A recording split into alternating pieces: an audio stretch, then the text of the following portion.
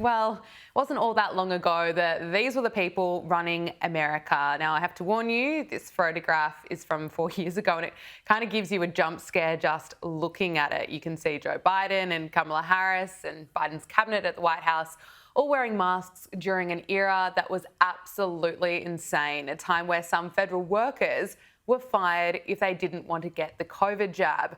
Well, President Trump is making moves to reverse Biden's excessive pandemic policies. He's ordered all federal agencies to delete any records related to workers' COVID vaccination status, including any records of non-compliance or exemptions, and that is about time.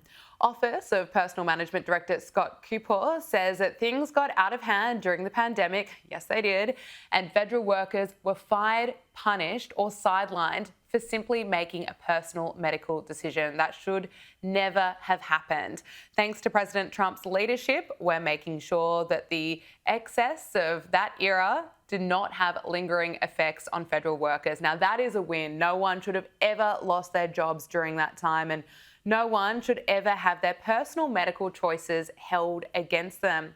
Now, former House Speaker Nancy Pelosi is feeling the heat of insider trading accusations against her and her husband. The president has lashed out at the former House Speaker over the weekend, posting on Truth Social, "Crooked Nancy Pelosi and her very interesting husband beat every hedge fund in 2024. In other words, these two very average minds beat all of the super geniuses on Wall Street, thousands of them. It's all inside information." Now, Nancy Pelosi is on a salary of around $180,000 a year, and the Pelosis are worth around $413 million, according to some reports. Plenty of Paul Pelosi's trades on the stock market have raised eyebrows. Many of them have been timed extraordinarily well. The New York Post reports that in January, Paul Pelosi invested in Tempest AI when it was worth around $31 a share. But then the firm cut a $200 million deal with AstraZeneca. It's now worth around $60 a share, almost double the price. He's also made well-timed trades in Nvidia, Palo Alto Networks, and dumped $2.2 million worth of shares of Microsoft stock just a few months before the FTC launched an antitrust investigation into the company. Now, Nancy Pelosi denies all accusations and has been dodging questions about this for years.